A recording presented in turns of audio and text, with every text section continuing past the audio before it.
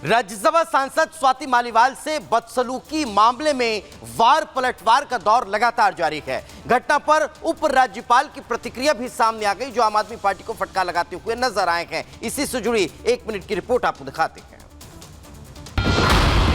Delhi CM house में स्वाति मालीवाल से बदसलूकी मामले में उपराज्यपाल वीके सक्सेना ने अपनी प्रतिक्रिया दी है और कहा है कि पूरे मामले पर केजरीवाल की चुप्पी महिला सुरक्षा के मुद्दे पर उनके रुख को बताती है।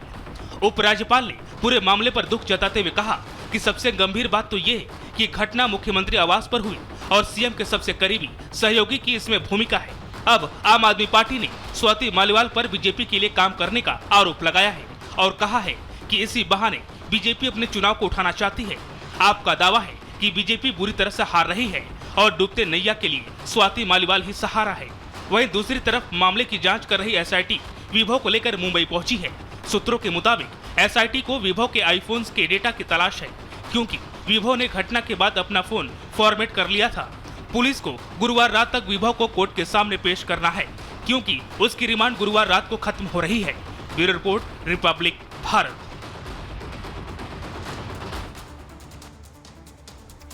और इधर मनीष सिसोदिया की जमानत याचिका एक बार फिर से खारिज हो चुकी है। उन्हें एक बार फिर से झटका लगा है। साथ ही साथ कोर्ट ने यह भी कहा है कि सबूतों से छेड़छाड़ भी कर सकते हैं, क्योंकि वो आरोपी हैं और अपनी बीमार पत्नी से हफ्ते में एक बार मिल सकते हैं। देखिए 1 मिनट में ये पूरी रिपोर्ट।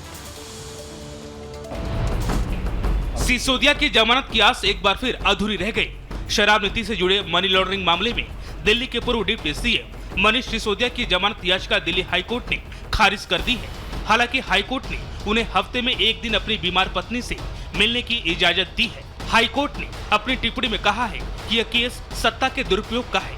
इनका मकसद था ऐसी पॉलिसी बनाना जो कुछ लोगों के लिए फायदेमंद रहे और जिससे इन्हें कुछ मुनाफा मिलता रहे।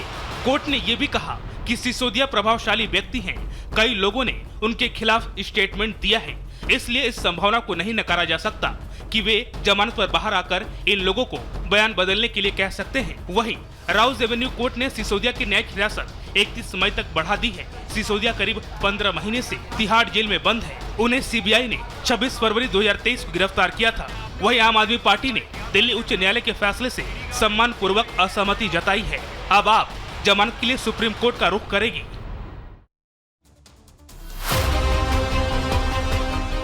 हिमाचल प्रदेश की मंडी लोकसभा सीट से बीजेपी प्रत्याशी कंगना रनौत और कांग्रेस उम्मीदवार विक्रमादित्य सिंह के बीच तल्खी कम होने का नाम नहीं ले रही है। एक दूसरे पर सियासी हमला हो या फिर कटाक्ष, अक्सर बयान सामने आते रहते हैं। कंगना रनौत ने एक बार फिर से विक्रमादित्य सिंह पर तंज कसते हुए उन्हें बिगड़ैल शहजादा कहा। कंगना ने कहा कि बिगड़ैल शहजादा को शायद उनकी मां ने महिलाओं का सम्मान करना नहीं सिखाया।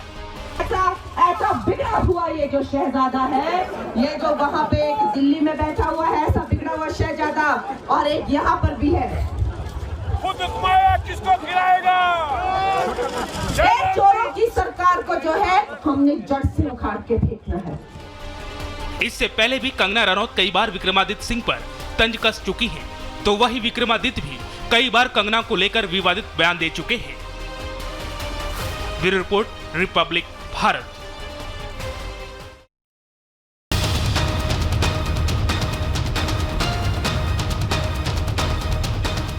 जमीन घोटाले मामले में झारखंड के पूर्व मुख्यमंत्री हेमंत सोरेन को मंगलवार को भी सुप्रीम कोर्ट से राहत नहीं मिली।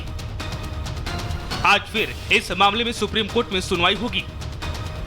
सोरेन ने अपनी गिरफ्तारी को सुप्रीम कोर्ट में चुनौती दी है और उन्होंने लोकसभा चुनाव में प्रचार प्रसार करने के लिए अंतरिम जमानत की मांग की है। सोरेन की अंतरिम जमानत की मांग का विरोध करते हुए ईडी ने हल्फनामा दाखिल कर कहा है कि चुनाव के लिए प्रचार करने का अधिकार न तो मौलिक अधिकार है, न ही संवैधानिक अधिकार और न ही कानूनी अधिकार। ईडी की तरफ से कहा गया कि केजरीवाल को मिली राहत का हवाला देकर सोरेन जमानत की मांग नहीं कर सकते। दोनों केस में तथ्य अलग अलग हैं। बता दें कि 17 मई को भी सोरेन को सुप्रीम कोर्ट से झटका लगा था।